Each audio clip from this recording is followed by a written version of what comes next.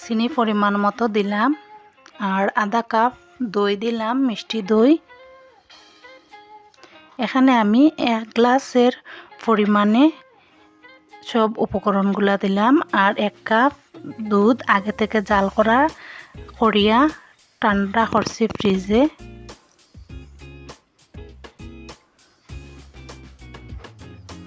এখন আমি ব্লেন্ড করবো।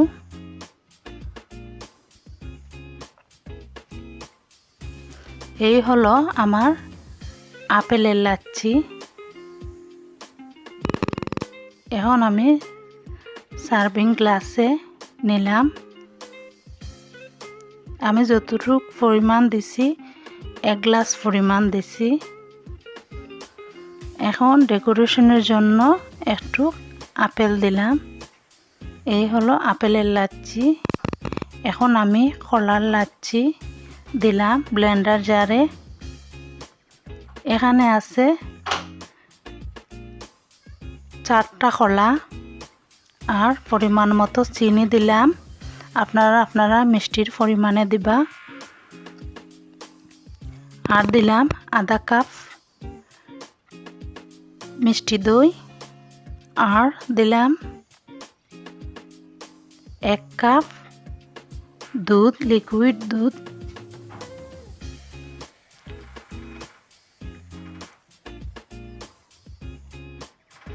আবারও ব্লেন্ডারে ব্লেন্ড করবো। হয়ে গেল আমার কলার লাচ্ছি।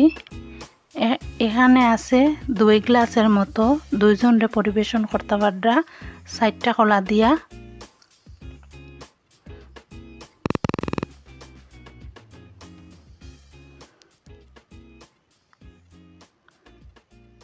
এখন আইস দিলাম 3-4টার মতো।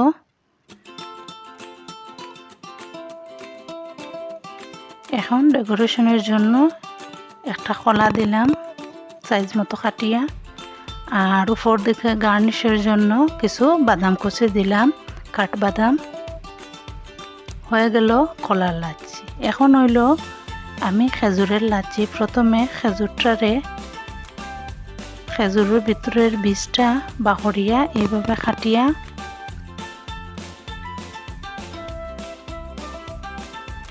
এভাবে সবগুলা বিছে কাটমু।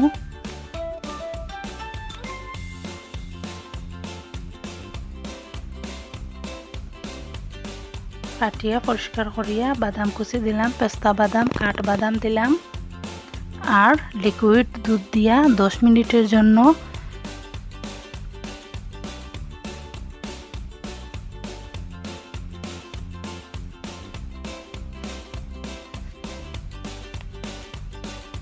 আর একটু দিলাম যাতে খেজুরটা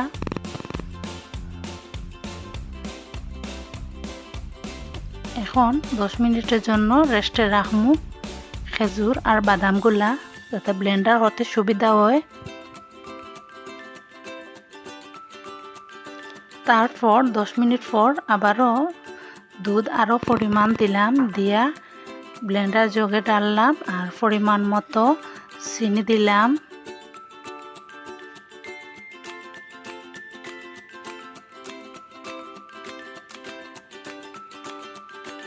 আর দই দিলাম, মিষ্টি দই আধা কাপ।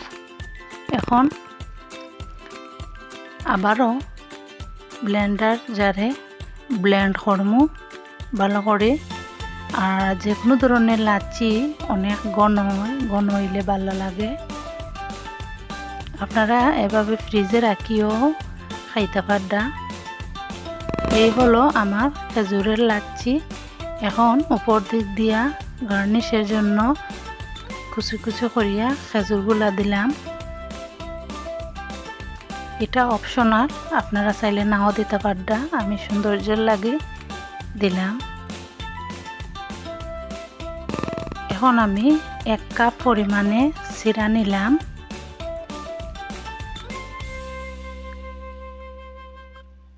এখন পানি দিয়া ভালো করে